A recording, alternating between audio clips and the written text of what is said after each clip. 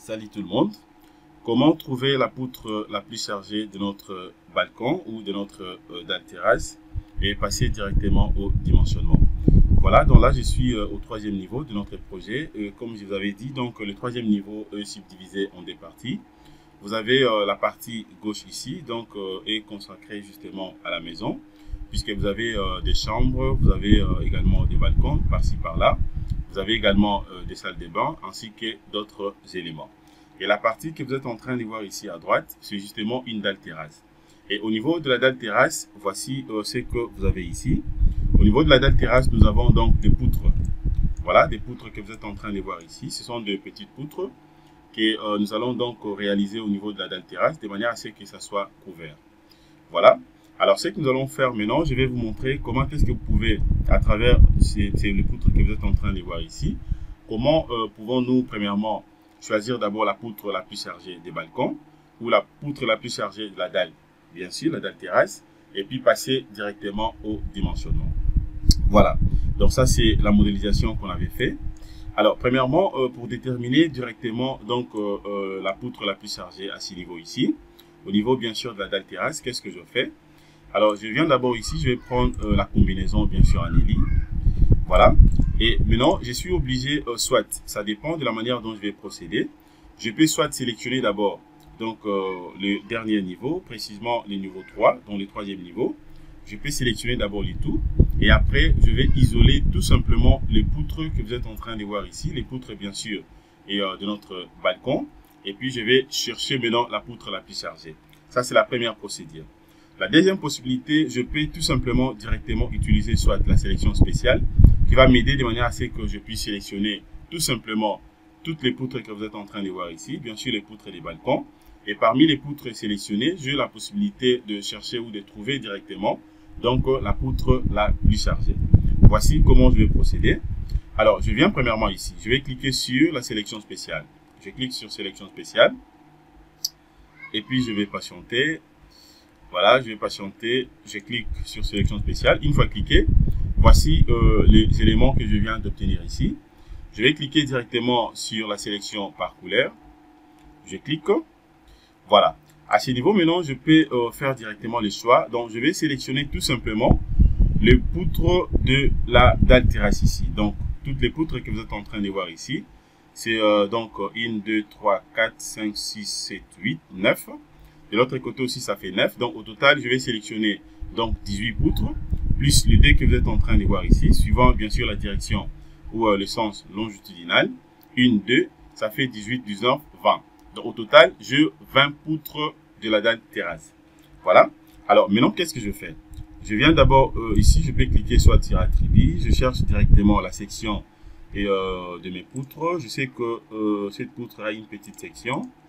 Alors, je crois que c'est une section de 10, quelque chose comme ça. Je vais chercher ça rapidement.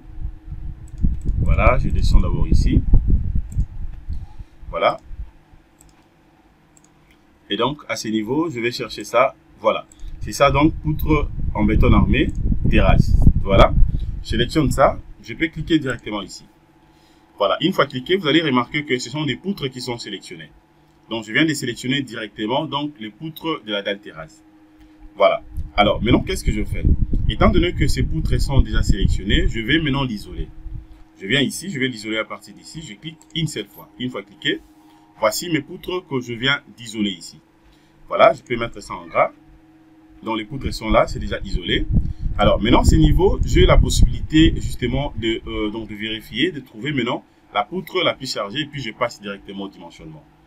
Alors, qu'est-ce que je fais maintenant? Je viens au niveau de, je viens au niveau des résultats. Je peux cliquer à vide, tout comme je peux encore une fois de plus les sélectionner en faisant justement CTRL A. Alors, je viens, je prends résultat, je vais prendre diagramme bar. Alors, je vérifie d'abord la valeur des moments, là où je vais trouver donc les moments max. Je vais prendre suivant bien sûr la direction des X. Je prends suivant la direction des Y, ainsi que suivant la direction des Z. Et puis, j'applique. Voilà, une fois appliqué, voici ce que je viens d'obtenir. C'est-à-dire qu'à ce niveau, je suis en train de vérifier les éléments d'érudition, bien sûr, des moments, tout simplement pour donc les poutres de la dalle terrasse. Voilà. Alors, étant donné que suivant bien sûr les trois directions, j'ai des moments. Déjà, je vois que le moment max parmi les trois direction, bien sûr, c'est suivant cette direction. Ça fait 26.15. Voilà, je crois que c'est suivant la direction des Y. Je vais décocher d'abord l'idée et j'applique. Voilà, ça c'est suivant la direction des Y. Alors, je prends maintenant suivant la direction des X, puisque moi, je cherche beaucoup plus le moment max. Ça, c'est max, ça, c'est min, suivant la direction des Y. Suivant la direction des X, voilà, max, ça fait 26.15, et puis min, ça fait moins 26.11. Alors, je vérifie aussi suivant la direction des Z, ça, c'est minimal. Voilà, donc le max, le vrai max, j'ai trouvé les vrais max suivant la direction des X. J'applique. Voilà, donc ça fait 20.15. Voilà. Alors, étant donné que je viens de trouver déjà donc la poutre la plus chargée, celle que vous êtes en train de voir ici, qu'est-ce que je fais?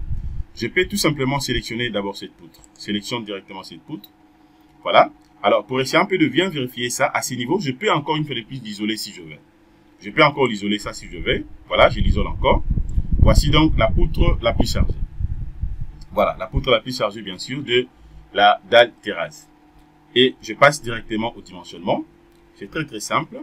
Je vais cliquer sur dimensionnement. Je prends donc ferraillage réel, élément béton armé. Je vais patienter. Voilà, je vais patienter. Suivez très bien la manière dont je suis en train de procéder, puisque vous avez la possibilité au moment de, lorsque vous allez commencer à faire vos modélisations, vous êtes obligé au moins de modéliser donc correctement vos bâtiments ou vos projets, de manière à ce qu'au moment des dimensionnements, vous ne puissiez pas aussi avoir des difficultés. Je ferme, je vais dimensionner ça en ELI, je clique directement sur OK.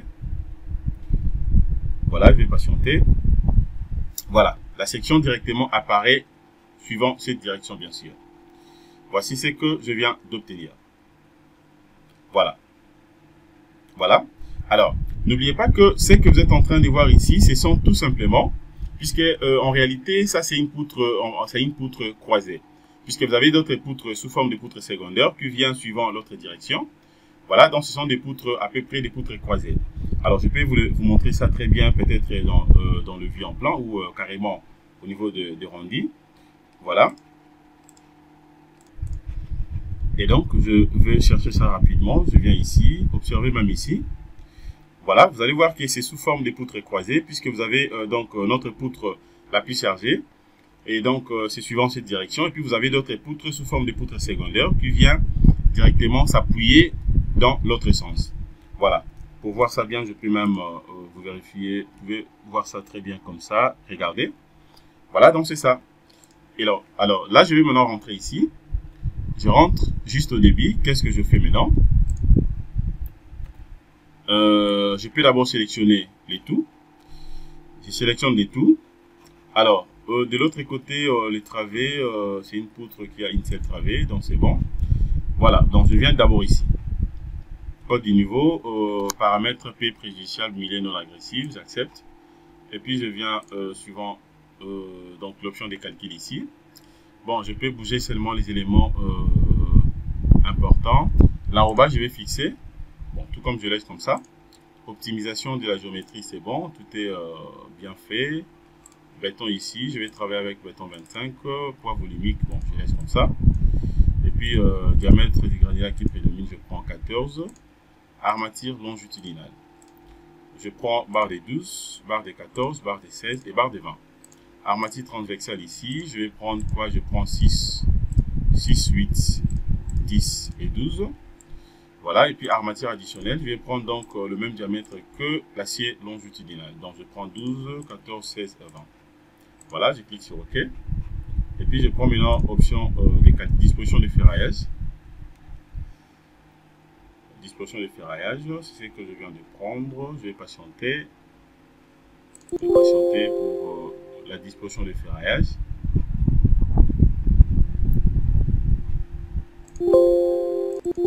Voilà.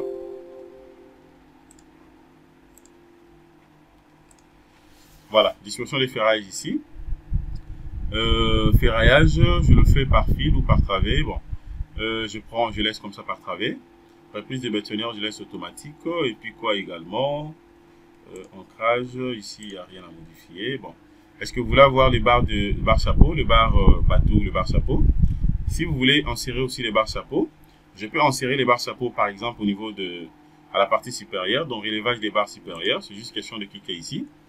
Voilà, une fois que vous cliquez, vous allez directement obtenir les barres chapeau à la partie supérieure.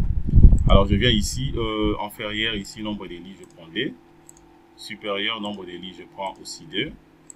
Voilà, transversal ici, je prends ça. Ça, je vais refuser ça. Je prends ça, ça et les 2. Voilà, les 2, c'est bon pour moi. Et puis maintenant, qu'est-ce que je fais? Je viens au niveau de ferraillage de l'appui. La base ici, j'ai une base. Une base de combien? Dans l'autre sens, ça fait une base de 15. Voilà, de l'autre côté, c'est 10. Donc, je laisse comme ça. Secondaire. Prise en compte dans les calculs, oui, j'accepte. Épingler contre les pouces au vide, si je vais, j'accepte tout là. Voilà, ici c'est bon. Et puis les crochets, je laisse comme ça par défaut. Voilà, bon, je peux même insérer, hein, je peux insérer la longueur développée des crochets. Je mets par exemple 5 cm et je clique sur OK. Voilà, je clique sur OK. Ça reste également quoi? Réservation, je n'en ai pas besoin. Voilà, tout est bien. Et puis je viens ici, je prends donc analyse, paramètres du dessin. Paramètres de dessin, description, tout est déjà bien coché. Je clique sur OK et je vais lancer les calculs. Je lance les calculs, je vais patienter. Voilà, je vais voir ce que le logiciel va me donner. Regardez ici ce que je viens d'obtenir ici. Condition de la disposition de ferraillage, donc condition de la disposition, problème de disposition des armatures. Voilà, problème de répartition des armatures dû à l'espacement des barres ou à la longueur trop faible de l'appui. Pour l'ancrage de barres, donc les paramètres de l'ancrage peuvent être modifiés dans la boîte de dialogue. Ancrage des aciers inférieurs ouverts à partir de l'onglet général de la boîte de dialogue modèle de ferraillage. Voilà, cela revient à dire quoi ici? Donc, c'est-à-dire la base de la poutre de la dalle terrestre est inférieure. Puisque là, nous avons une base, je crois, de l'autre côté, nous avons une base de 10 cm. Alors, je vais essayer un peu de modifier ça rapidement. Donc, je viens ici, je vais prendre, je vais les modifier. Et donc, je viens ici, je vais prendre, donc, je vais augmenter un tout petit peu la base. Je prends, par exemple, une base de 15. Et puis, j'applique. Voilà, j'applique une base de 15. Je crois que c'est partout. Voilà, donc je vais sélectionner encore ça. Je sélectionne aussi de l'autre côté, toujours base de 15. Et j'applique. Je crois là-bas aussi c'est entré. Ça, je mets 15. J'applique.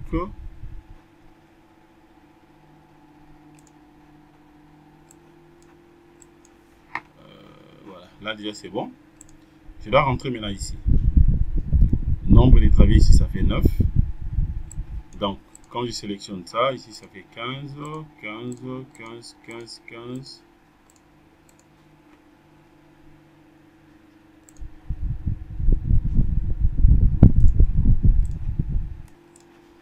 Troisième travée aussi, je vais faire la même chose. Donc, je mets aussi 15 ici. J'applique. Ainsi de suite. Donc, je le fais rapidement. 15. J'applique. Je modifie la base ici. Également, je prends 15. De l'autre côté, je prends aussi 15. J'applique. Voilà, je prends 15. J'applique. Ici, je prends 15. 15. J'applique. 15. 15. Puis j'applique. Voilà, là maintenant c'est bon. Alors, et après maintenant qu'est-ce que je fais? Étant donné que tout est bien inséré, je relance encore les calculs. Je vais voir ce que j'aurai cette fois-ci. Je relance les calculs. Voilà. Je vais patienter.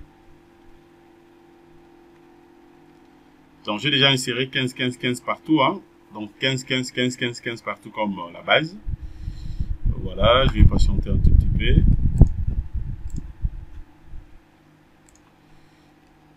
Je vais générer les dessins pour les éléments calculés. Et je lance les calculs.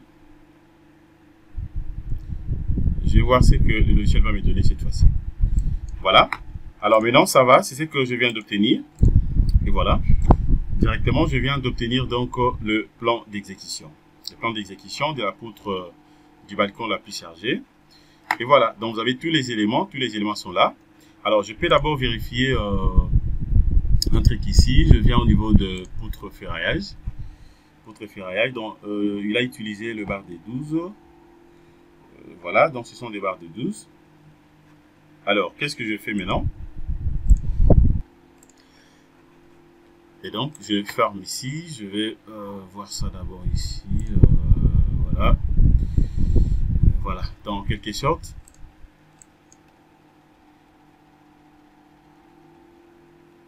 Voilà. En réalité, je vais considérer ça, donc, puisque j'avais considéré ça, j'avais pris ça sous forme de fil. Bon, je vais rentrer d'abord ici. Je viens au niveau des dispositions de ferraillage. J'avais pris par travers, je prends maintenant par fil. Par fil. Et puis, de l'autre côté, je peux... je laisse comme ça. Je relance d'abord les calculs pour voir ce que j'aurai. Voilà. Dimensionnement, capacité, résistance en flexion en hélice. Voilà. Donc, voilà ce que je viens d'obtenir.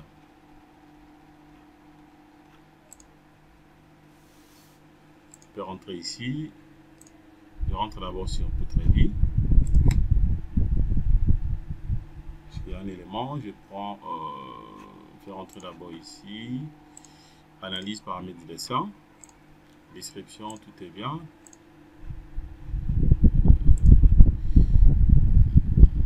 Santé.